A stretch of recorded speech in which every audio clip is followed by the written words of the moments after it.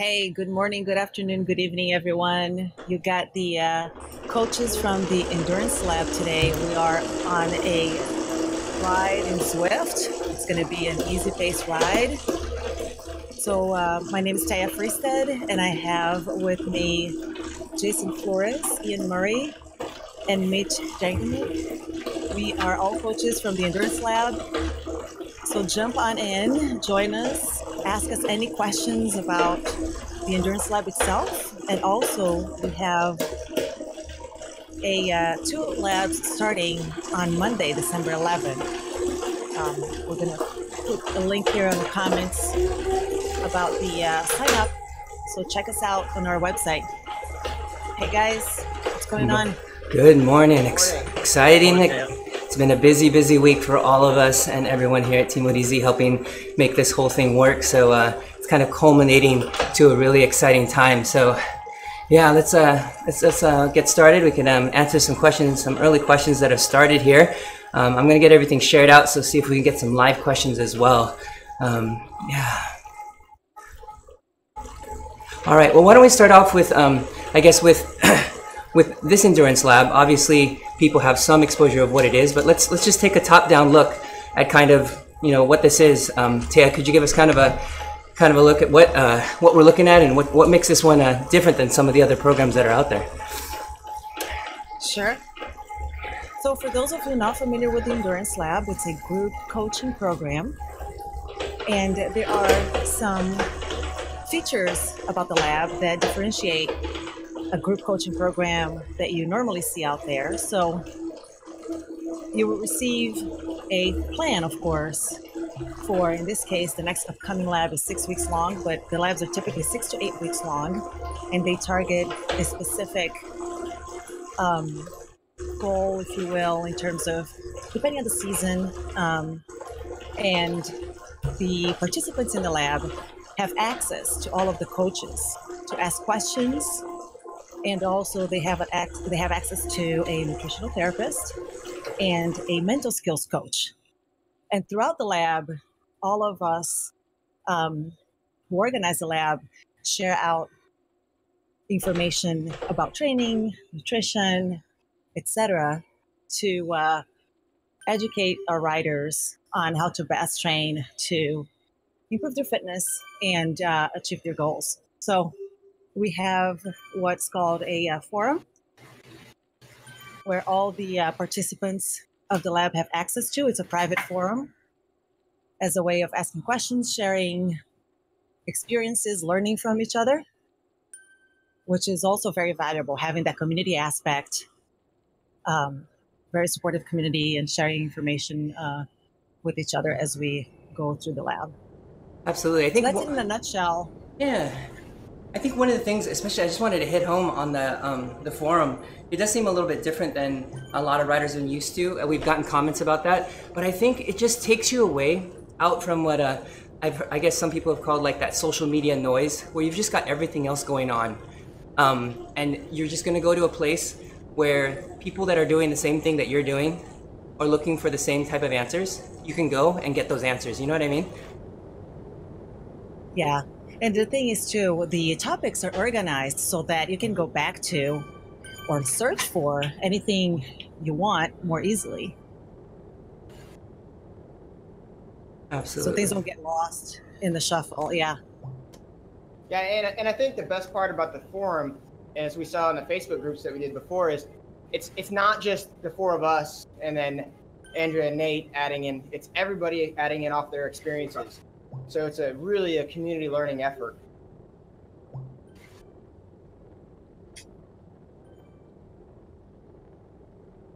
That sounds really good. So I guess if we start off with one of the first questions we get is obviously, what is the lab?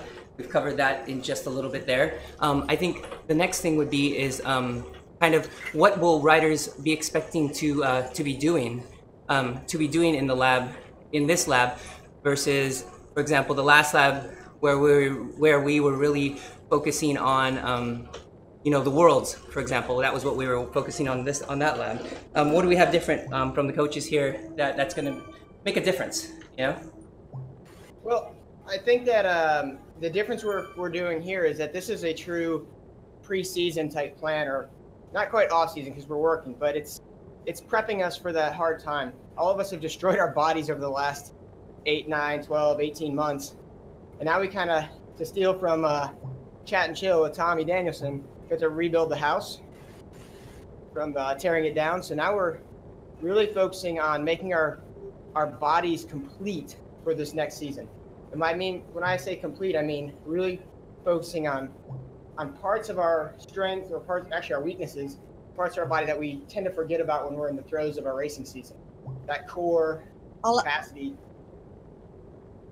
Go ahead, Thea. Yeah, and I'll add too that it's not only postseason, but also preseason, because it's a transition period where, for folks who are going to be racing in about 3 months, right, or 4 months down the road, it's a little early for them to be working on high intensity all the time, because it's hard to maintain that high level of fitness for too long without a significant impact on your body. So the upcoming lab is really postseason and preseason.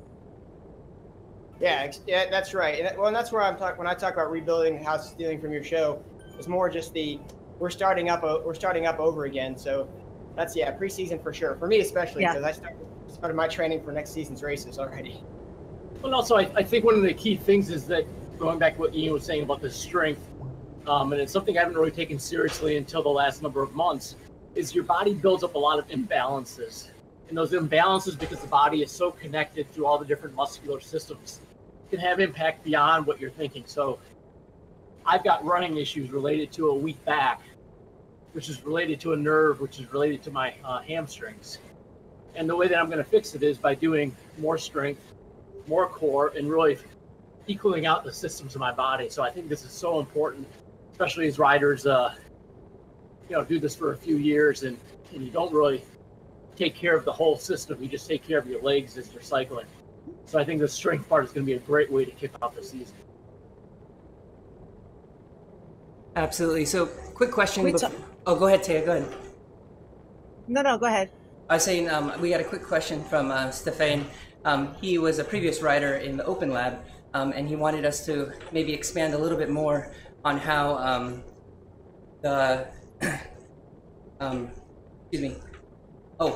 how moving to the forum is going to impact the lab, and how we feel that how it's going to benefit versus being on Facebook. Maybe just expand a little bit more on that.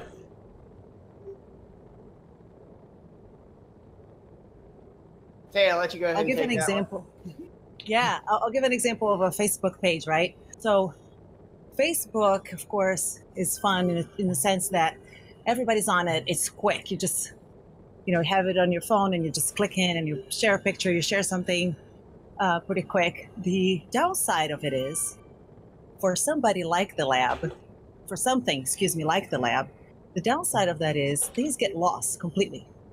If you try to search for something, the perfect example is the Zwift Riders Facebook page. Oh, there's so much volume in there.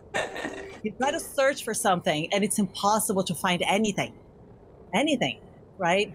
Even though it's being discussed over and over again. So it really is a hard way of, for example, a lab keeping with the topics that are being covered. So let's say we're talking about nutrition on a bike for a long ride. For people, if they're not on Facebook all the time, they might miss it because all of a sudden the topic is at the end, the bottom of the pile. Or if somebody wants to search and go back to that topic, it's really hard to find. So with the forum, you still have access to it through mobile. So there's an app for that. And things are organized, and it filters out all the noise of getting things popping up on your screen that are completely unrelated to what you want to look at and what you want to read about. It's basically giving you a source of information that is clean, sleek, easy to find, and organized. And you can go back to it over and over again because those topics will always be there for you. There's a wealth of information that will be shared during the lab. You can also organize it better, right? You've got different rooms with different topics or different purposes. But the searching is so key. There's a really popular forum around the tri community, and the ability to go back and search through that forum years back if you're trying to figure out why your bike fit isn't good, or what kind of nutrition somebody did, or race strategies. It's all there, and you can always find it. And it's such a wealth of knowledge, and it builds over time, right? So the longer the lab goes, Yeah. the more knowledge that gets stored there. It's a database. Yeah, basically, yeah, it is. Great answer there. Great answer. Pulling up all the. Yeah, he definitely agrees that search through Facebook is tough. All right, so let's move on to a couple other topics here we have about the lab. So Ian, you mentioned that we'll be looking at a strength block here. Did you want to expand any more about the different types of things that lab riders may be doing during this block? Yeah, what we're going to be focused on is not big muscle head, powerlifting, strength efforts. So I want to make sure everyone's tracking that, so there's no intimidation on it. The vast majority of what we're going to be doing is body weight type exercises, and there's very limited equipment that's needed. And for all the things that have an equipment piece to it, we're going to give you a viable alternative for having no equipment. And I'll tell you from my experience, certain things like weights that are added in this, if you don't have those weights, almost anything can be substituted. Gallon of milk, can of beans, whatever. So it's all based on what everyone can do. And as we go through this, the focus is always on correct form, correct technique, because these are the strength skills that are going to provide you that base to build off of for your cycling, to help limit and prevent those imbalances, to help limit and prevent those injuries. And that's the real important thing we're focused on. We're not going to create Tony Martin-esque legs by doing this, or beach bodies like mine. We're going to focus much more. like the background on the workouts that you live streamed. Right. The goal is really going to be about making you much stronger as a rider, as far as your ability to maintain form, maintain position, hold it down in the drops for that hour when it's going nuts in a crit, or being able to hold that aero position, because you can sit there and maybe you can ride no hands just like this because your core is so strong. And that's the idea, that later on down the road, when you're in your positions that are aggressive and that tear down the body, you're not having a problem where other riders might. Yeah, I think You're getting ready for that. Yep. Yeah, too many times I find my athletes are not having that strength, or how many times have you guys have an athlete where they have lower back issues and they can't stand up straight, they are sore, all the stuff that we know that, man, I wish we had that time. This is that time, everybody, and this is where you're going to get it. So, and the best part is all of the workouts for the most part are all of them are under 40 minutes, and the vast majority of them are under 30 minutes. So you can do them pre or post ride, or when you get up in the morning. Yeah, that's a really good point. We have put up a couple demos up on the Endurance Lab Facebook. I've done it myself. I don't do a lot of strength work, admittedly. I've been able to complete a good amount with not any extra peripheries, I guess, whatever we had pretty much at the house, even though I do have a good amount here at the house. I've been able to complete those because I've gotten a lot of messages of people asking like, oh, am I going to need to use that gym membership? And I was telling them, no, we don't need to worry about that. We'll be able to do it from home. So that's really good. I think it's going to be a really good thing. Yeah. Go ahead. And that's how you're able to be consistent too. The fact that you don't need to have extra things to do it. You just need your body and being at home, and you grab some things and you're able to do it. So Even if you're traveling, it's easy to do. Absolutely. All right, so if there's any couple questions here, okay, that looks good. We can move forward with. I got questions from our forum, and then we could also talk about the different parts of the lab. Maybe Taya, you could talk a little bit about kind of the base work, what we'll be focusing on the cycling part of everything here. Sure. So what we're going to be working on in the upcoming lab, a couple of different things. As we said before, if you're just joining us on the right here, we're going to be focusing on building the base. It's strength on the bike, as well as skills and efficiency. So don't, take the intensity down a little bit. So we're not going to be doing a lot of high intensity VO2 work, but we will be doing solid work that will build a strong foundation and base for your upcoming season. So we're talking about sweet spot training. We're talking about working on power just below threshold, working on some over-unders, and building the endurance for those as well, extending the time that you're on it. The other piece of it will be skills. So pedaling skills, this is the perfect time to work on that efficiency, smoothness of pedal stroke that will make you faster down the road. You'll learn how to use cadence to your advantage, being able to ride at high cadence and similar power to what you would, let's say, at low cadence, can provide for acceleration and more speed out there. We'll have our share of low cadence as well for climbing. So those are some of the things we'll be working on.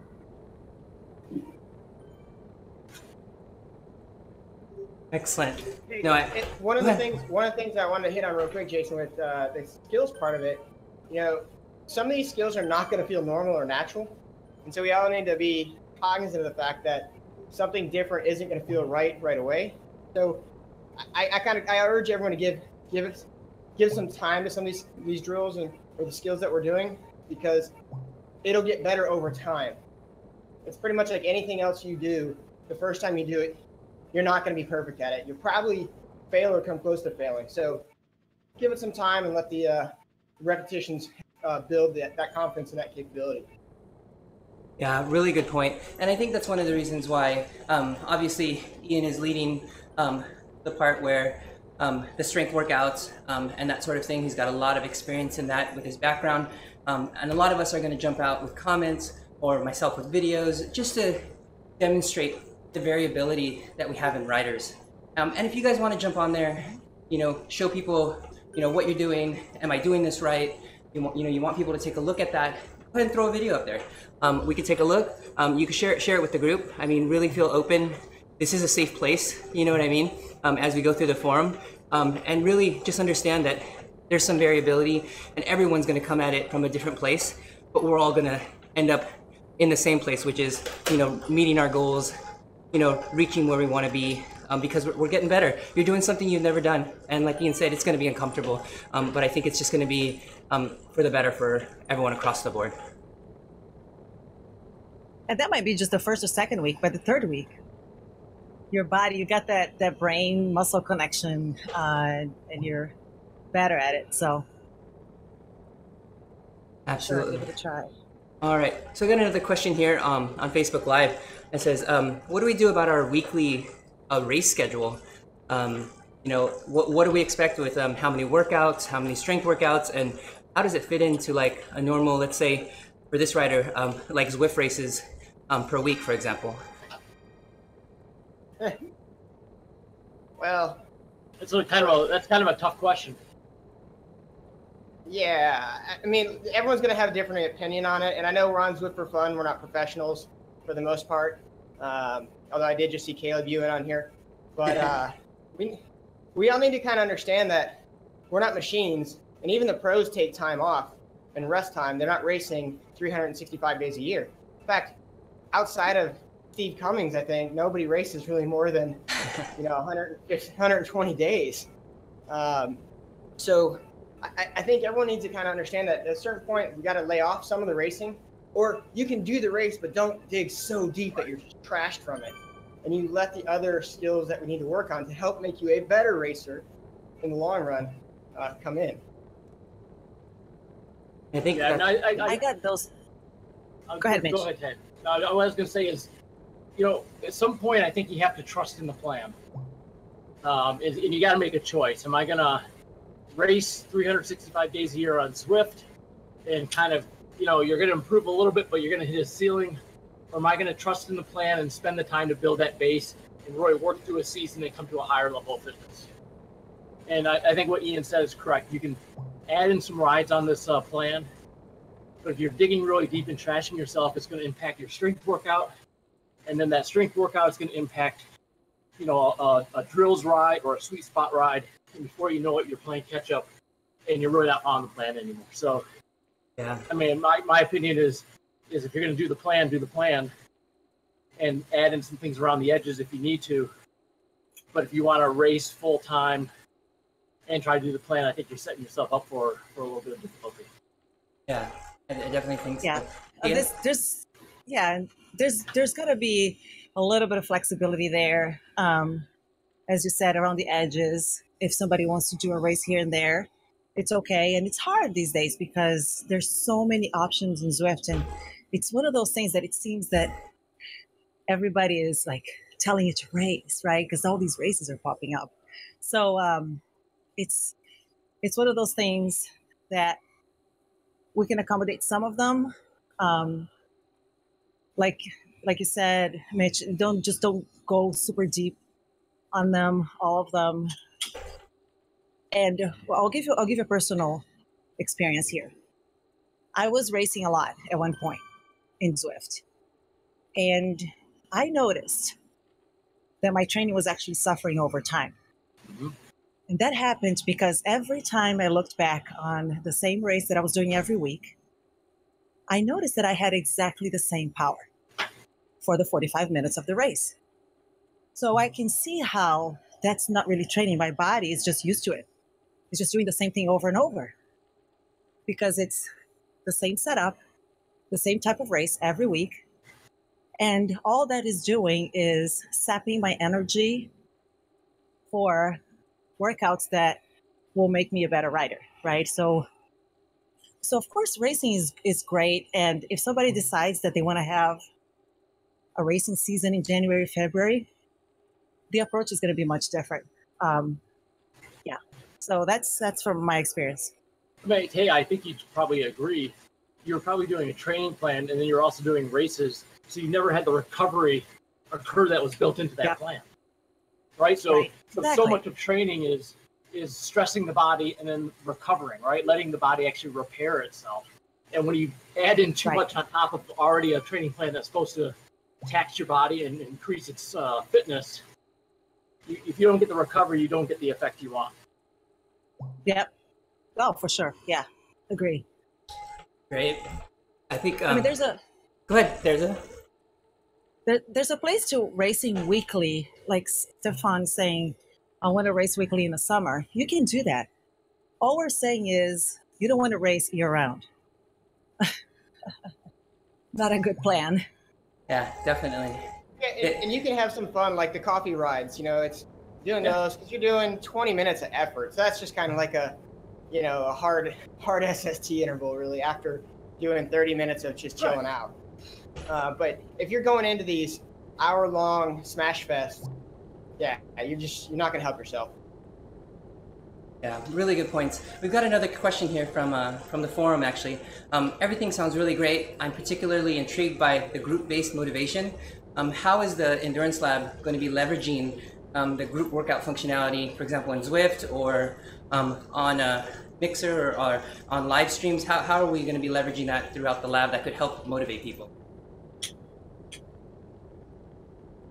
Hey, Jason, I'll take that if you want. Go ahead, Mitch. Yeah, no, we're definitely going to use it.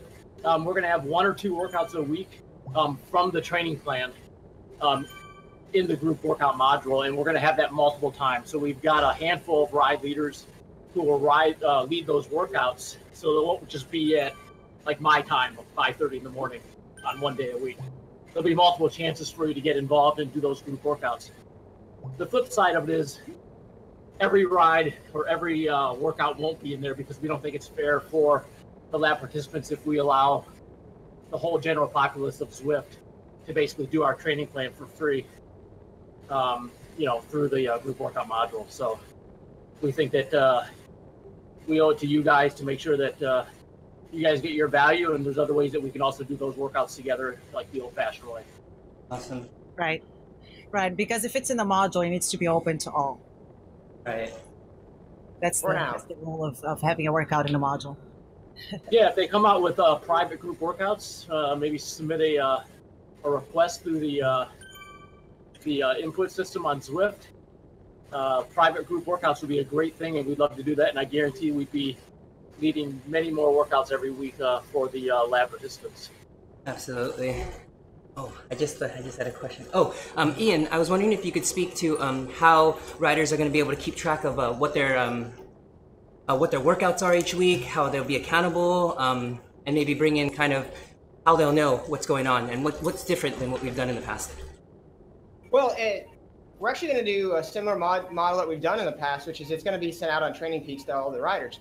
So the riders are going to be able to get that plan put into their Training Peaks account, and they only need a free one. They do not need a premium one. And from there, they'll be able to upload their workouts through Garmin Connect or Moves. I think that's Suntos, whatever one Polar has, or even straight from Zwift over into Training Peaks.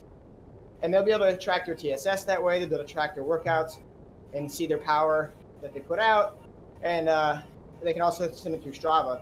And they can, if they're a Strava Premium, they can use that functionality. But that's going to be the best way that everyone can use to track what you have upcoming and what you did. Now, for the strength workouts, for those who have that capability to use a heart rate monitor in the strength, they're going to be able to put out their heart rate TSS, because obviously there's not really a good mechanism to measure TSS other than that while you're doing your strength workouts. But you will see how you're able to prove and where you got smoked in your workouts as your heart rate spikes and then dips when you have to fall to your knees. Not that anyone have to do that. Yeah.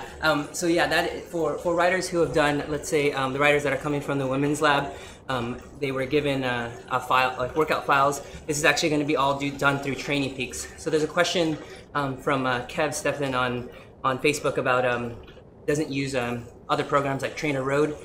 So that tool that we'll be using, like Ian mentioned here, is going to be Training Peaks. It doesn't need to be the paid version. It'll be you could use it on the basic version, and we'll give instructions on how basic users can get the most out of the basic Training Peaks and learn a lot from it. And that's one thing that we want. You're going to get a lot of metrics that you may not get from the other platforms, and I think we'll be able to use those as teaching points on how to use that and really teach the lab riders how to structure really their own, their own training. And if we've done that over the course of the 6 weeks, the 12 weeks that we're going, I think we've really done our job. So one of the parts of that too, Jason, is by using Training Peaks, if someone doesn't want to be on Zwift one day, they can export the workout to their watch or their computer, or if they want to ride Trainer Road, it's exportable to that too. So there's a lot of options out there, and Training Peaks makes that much more flexible. And the last thing I'll add before Taya jumps in and adds probably better information than I have, we do encourage people to post that screenshot of the end of the workout, and that way we can encourage our discussion about what we did great, what we didn't do so well, how we really crushed the workout, how we did not crush the workout, and it gets that community support aspect going. Yeah, for sure. And so for a lot of people who are not familiar with Training Peaks and people who are new to structured training, Training Peaks is a very user-friendly tool, very, very easy to use. And so don't be intimidated by it. Once you get on, it's really a calendar that has your workouts in it. And the beauty of it, it syncs with Zwift. So they're all in the instructions that we'll send you, but it really will make your life quite easy. And the teaching points that Ian was mentioning are so important because I remember when I started training with Power, you get into understanding what you're doing better and you become more invested in it. So it's more exciting. I think a lot of people will find that. Absolutely. So, I mean, with Training Peaks, I think it's going to be a new experience for a lot of people. But again, I think it's going to be a calendar. I think that's really well said, that it's just going to be something where you have your events ready to go, ready to load up. So, see if there's any other questions here. From the coaches, was there anything that you guys have come across from direct messages or that you've seen on Facebook that maybe we could answer here before we wrap up on time?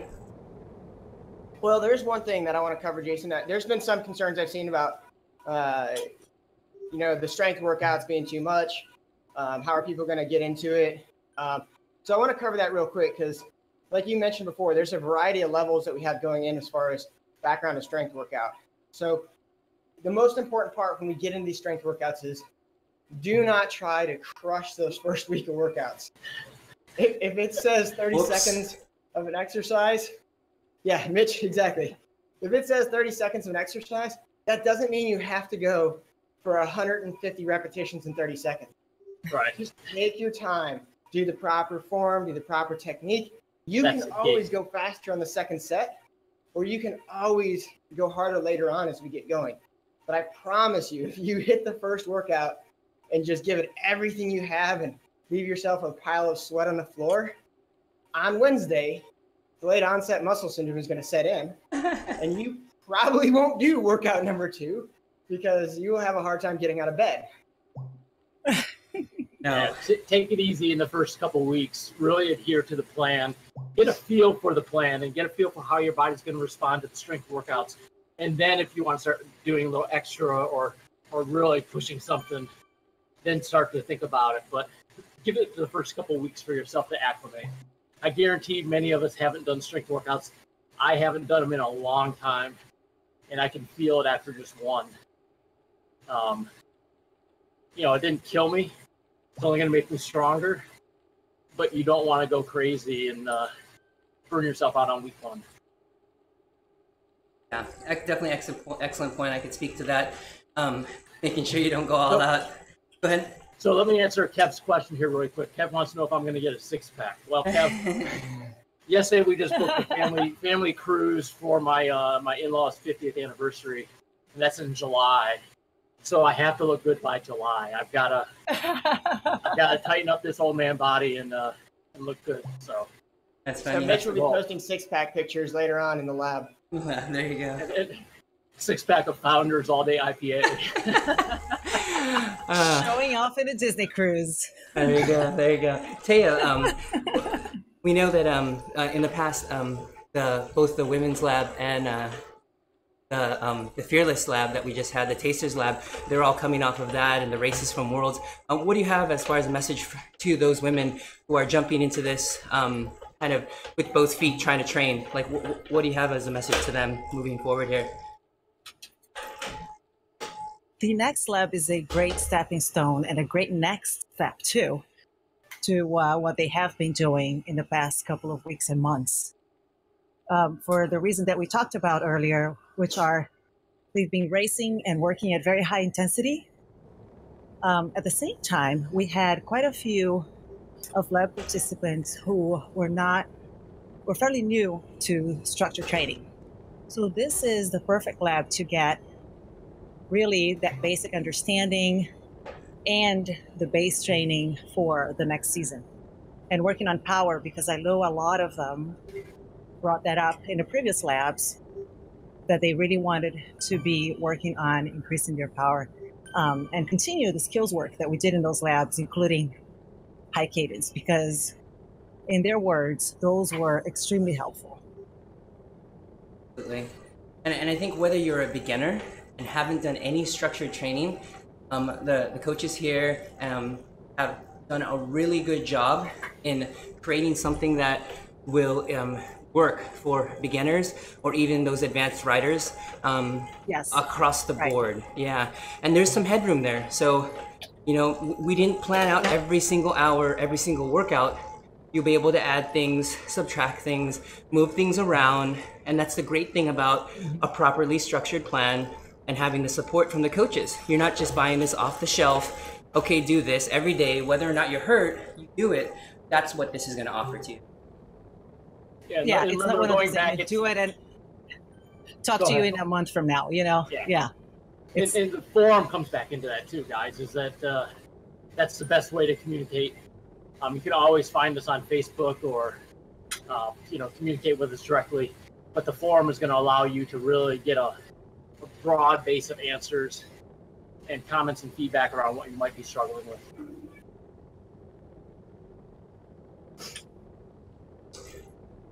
All right, just checking out any other questions here. If anyone else has anything, we probably have time for one or two more here as I go through the forum.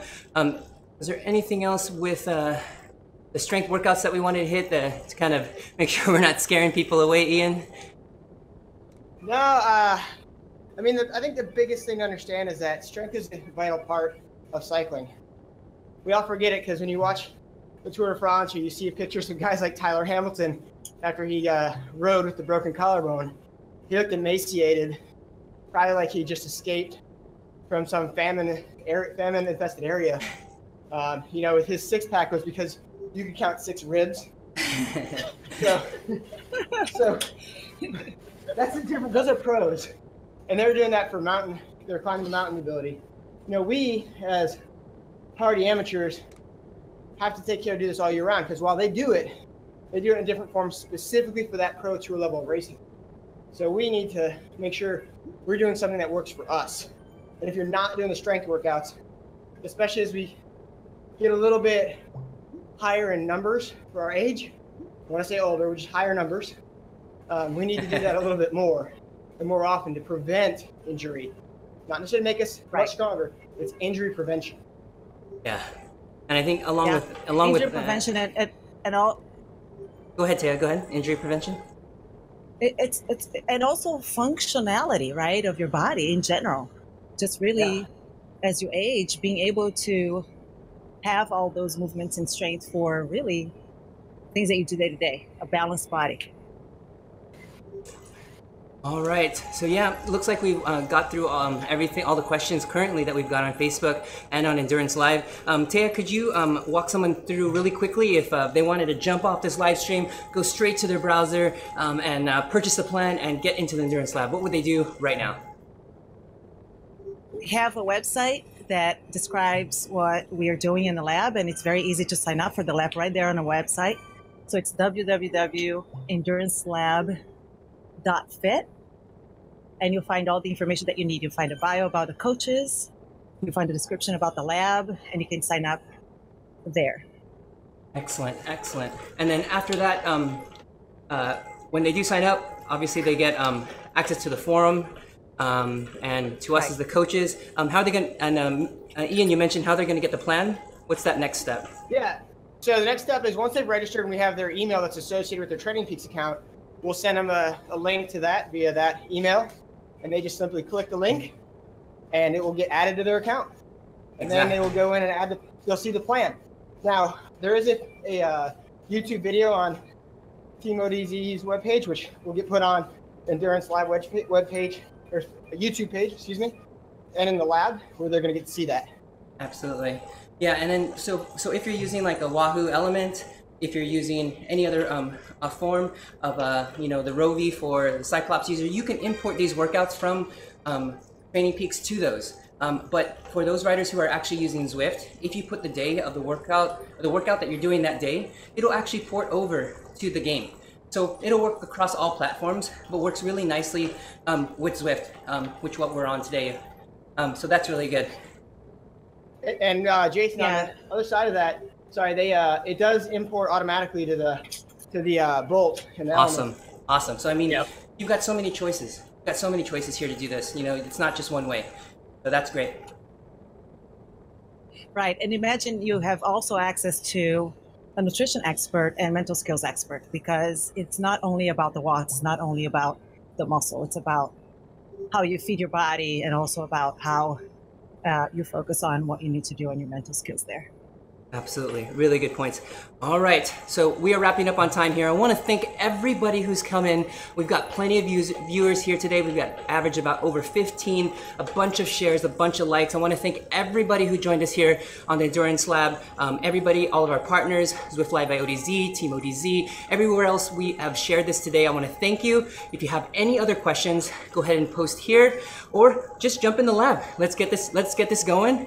Sign up. You want some accountability? We're here for you. There's going to be a huge community that's there. So we really want to see you out there, and we hope that we've been able to answer some of your questions today. And if there's anything else, definitely let us know. From the coaches here, was there any last words? Yeah, you could start off. We'll see you next week, guys. Excellent. Yep. All right. So have a good weekend, everybody. Absolutely. So we're getting started on December 1st here. So get signed up over the weekend here. It's Friday here. December 11th. Sorry. December 11th. Sorry, December 11th. And so that's Monday. Sorry, excuse me. So get signed up now. If you have any questions, let's get those answered. And let's get everybody in the lab. And with that, we'll be signing off. Everybody have a good day, and we'll see you on the course.